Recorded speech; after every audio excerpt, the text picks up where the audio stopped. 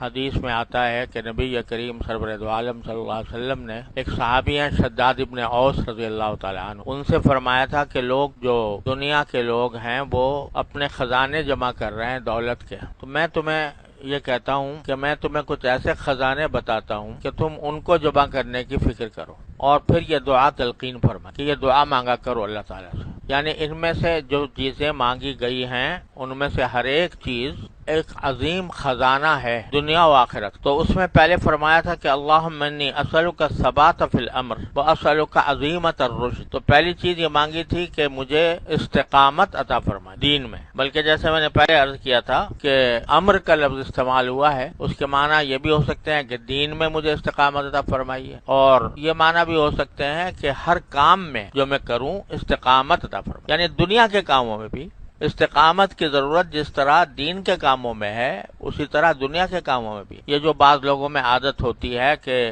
کچھ دن ایک کام کیا، پھر ایک دل اکتا گیا، دوسرا شروع کر دیا، اس سے دل اکتا گیا، تیسرا شروع کر دیا، یہ دنیا کے لحاظ سے بھی فائدہ مند نہیں ہوتا۔ دنیا کے لحاظ سے بھی فائدہ مند یہ ہے کہ یک درگیر و محکم گیر، ایک دروازہ پکڑو اور مضبوطی سے پکڑو، تو پھر اس میں استقامت کے نتیجے میں پھر دنیا کے مقاصد بھی پورے ہوتے ہیں۔ اور دین میں تو ہے ہی یہ بات کہ دین میں جو عمل بھی انسان کرے یا شروع کرے تو اس پر استقامت حاصل کرے، اس پر دوام حاصل کرے۔ حضرت معاذ ابن جبل رضی اللہ تعالیٰ عنہ سے نبی کریم سرور دو عالم صلی اللہ علیہ وسلم نے ارشاد فرمایا تھا کہ اخلص دینک یکفیک العمل القلیل، اپنے دین میں اخلاص پیدا کر لو تو تھوڑا عمل بھی کافی ہو جائے گا تمہیں جنت تک پہنچانے کے لیے۔ اور یہ فرمایا قل آمنت باللہ واستقم، ایک مرتبہ یہ کہہ دو کہ میں اللہ پر ایمان لایا، پھر اس پر استقامت اختیار کر لو۔ اور نبی کریم سرور دو عالم صلی اللہ علیہ وسلم سے بھی قرآن کریم نے یہ فرمایا واستقم کما امرت، کہ تمہیں ویسے ہی استقامت اختیار رکھو اپنے دین کے معاملے میں اور اپنے تبلیغ و دعوت کے معاملے میں جیسا تمہیں حکم دیا گیا ہے، استقم کما امرت۔ اور ایک حدیث میں آتا ہے، یہ آیت جو ہے سورہ ہود کی آیت ہے، اور ایک حدیث میں آتا ہے کہ رسول کریم صلی اللہ علیہ وسلم نے فرمایا کہ مجھے سورہ ہود نے بوڑھا کر دیا، یعنی سورہ ہود کی جو آیات ہیں انہوں نے مجھے بوڑھا کر دیا، یعنی مجھے اتنا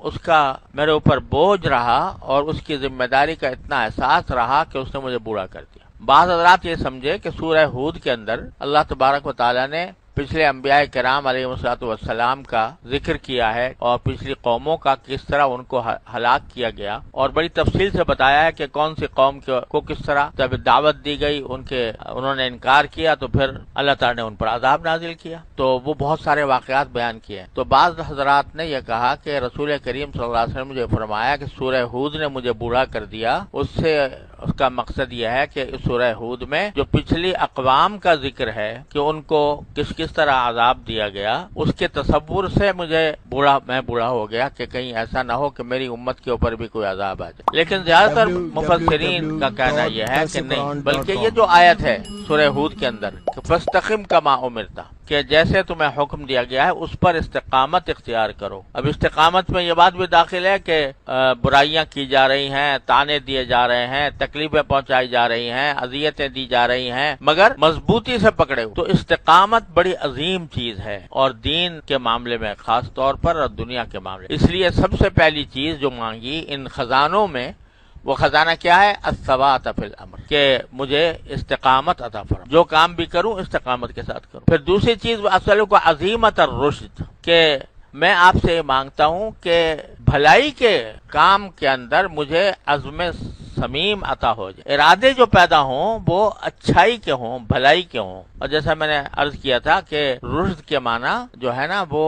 یہ ہے کہ کوئی بھی کام جس طرح کرنا چاہیے اس طرح مجھے کرنے کی توفیق ہو جائے اور اس کا ارادہ ہو جائے۔ اس کے بعد جو ہے یہ دو باتوں کا میں پچھلے دنوں تفصیل سے عرض کر چکا ہوں، اللہ تبارک و تعالیٰ اپنے رحمت سے ہمیں عطا فرما دے، ثبات بھی عطا فرمائے اور عظیمت الرشد بھی عطا فرمائے۔ تیسری چیز یا تیسرا خزانہ جس کو آپ نے خزانہ فرمایا وہ کیا ہے؟ اسألک شکر نعمتک، کہ میں آپ ہی سے مانگتا ہوں کہ مجھے آپ کی نعمتوں پر شکر کی توفیق ہو جائے، یہ آپ سے مانگتا ہوں، کیونکہ کوئی کام آپ کی توفیق کے بغیر ہو نہیں سکتا۔ نعمتیں آپ کی بے شمار ہیں، انسان اگر اپنے وجود پر بھی غور کرے تو صبح سے لے کر شام تک وہ اللہ تعالی کی نعمتوں کی بارش میں جی رہا ہے۔ اس کا جسم کا ایک ایک عضو ایک عظیم نعمت ہے، ایک عظیم جہان ہے، ایک عظیم کائنات ہے، ایک عظیم مشینری ہے جو اللہ تعالیٰ نے دے رکھی ہے۔ ہاتھ ہو، پاؤں ہو، آنکھ ہو، کان ہو، ناک ہو، پتہ اس وقت چلتا ہے نعمت کی قدر اس وقت ہوتی ہے جب کبھی ان اعضاء میں کوئی خلل واقع ہو جائے،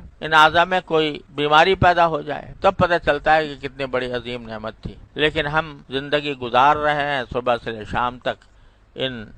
نعمتوں کے اندر جی رہے ہیں۔ قرآن کریم توجہ دلاتا ہے کہ اسبغ علیکم نعمہ ظاہرۃ و باطنہ،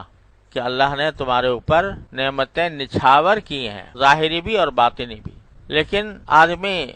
ان ساری نعمتوں کو استعمال بھی کرتا ہے، دن رات استعمال کر رہا ہے، لیکن شکر کی توفیق بہت کم لوگوں کو ہوتی ہے۔ تو اللہ تبارک و تعالی ہی سے مانگا کہ آپ اپنی نعمتوں کے شکر کی مجھے توفیق عطا فرمائیے۔ تو اللہ تبارک و تعالیٰ سے خزانہ مانگو۔ کیا خزانہ مانگو؟ اے اللہ آپ کی نعمت کا شکر مجھے عطا فرمائیے، شکر گزار بندہ بنائیے، جو بندگی کی لازمی خصوصیت ہے وہ عطا فرمائیے۔ اور دوسرا یہ کہ عبادت کا حسن عطا فرما دیجئے کہ اس میں اخلاص بھی ہو، اللہ کے سوا کسی اور کی رضامندی مقصود نہ ہو، اور اس کے ساتھ اللہ تعالیٰ کے حضوری کے تصور کے ساتھ۔ اللہ تعالیٰ اپنی رحمت سے ہم سب کو عطا فرمائے۔